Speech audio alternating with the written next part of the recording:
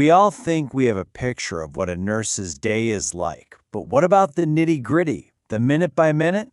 Well, today we're getting a real inside look. We're going to walk through the daily routine of a nurse named Mia, and this is all based on her own story. So let's ask that question again. What does a nurse's day really look like? I'm not talking about what you see in TV dramas. I mean the actual rhythm of their day, you know? From that super early alarm clock all the way to when their head finally hits the pillow. That's what we're diving into, the real story with no assumptions. And here she is. Let's meet Mia. In her own words, she says, "My name is Mia and I'm a nurse. I'd like to tell you about my daily routine." It's that simple. She's opened up her schedule for us, giving us a really personal look at her life as a nurse who, by the way, lives by herself in a small apartment. All right, so let's get into it. First up, her morning. And when I say morning, I mean early. Her day kicks off way before the sun is up, while most of us are probably still deep in dreamland. You can already tell this kind of start takes some serious discipline, and it pretty much sets the stage for her entire day. Okay, so take a look at this timeline. 5:30 a.m., wake up. Her shift at the hospital doesn't even start until 7 a.m., but she's already up and moving a full hour and a half beforehand. This isn't just a casual morning, it's a super structured routine that's absolutely essential for her to be ready for everything the day's going to throw at her. And her routine? It is all about focus. First thing she does, and I mean the very first thing, is go straight to the bathroom. Think about that. No hitting the snooze button, no scrolling through her phone. It's just get up and go. It's a really deliberate way to start a super demanding day without any distractions. Breakfasts is the same deal. It's all about efficiency. This is not some long, lazy brunch. Nope, it's purely functional. For Mia, that means cereal with milk and a cup of black coffee. It's quick, it's simple, and it's exactly the fuel she needs to get going and power through a tough morning.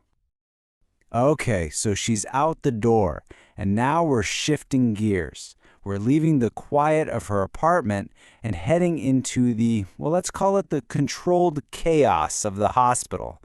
Right away, the pace just ramps up, the pressure is on, and her shift officially begins.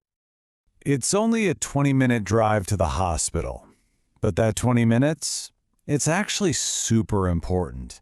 It's like her little transition period, that buffer between her quiet home life and the high-stress world she's about to walk into. And the second she gets there, bam, it's go time. It's funny, one of the first things she does is change into her hospital shoes. And from that moment on, it is a total whirlwind. She's immediately checking on patients, giving out medicine, helping doctors with their rounds. It's just nonstop. You're probably wondering, when does she get a break?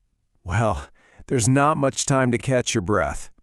Even her lunch break, which is usually around 12:30, isn't really a break. It's more of a quick pit stop in the cafeteria to refuel before she has to dive right back into everything.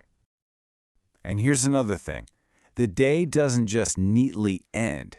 She says, "Sometimes my shift ends at 3, but other days I need to stay longer." So while her shift is supposed to end at 3, a lot of the time she has to stay late. That adds a whole layer of unpredictability to what's already a really draining job.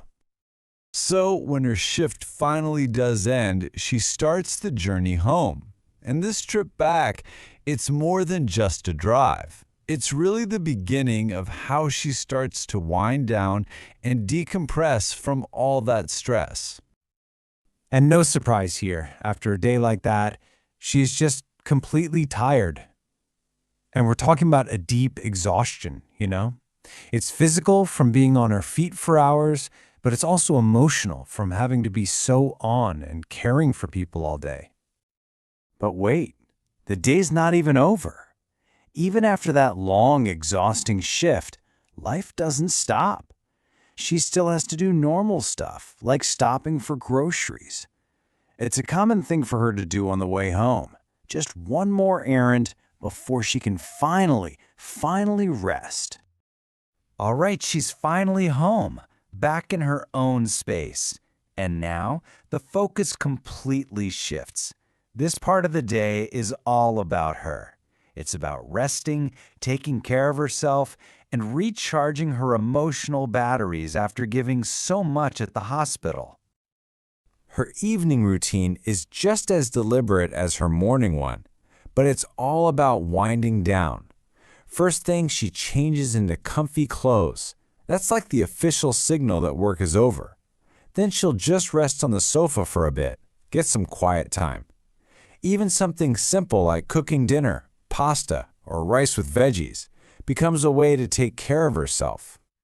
And this next part, this really gets to the heart of her evening.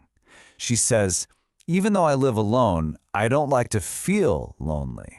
That's such an important point.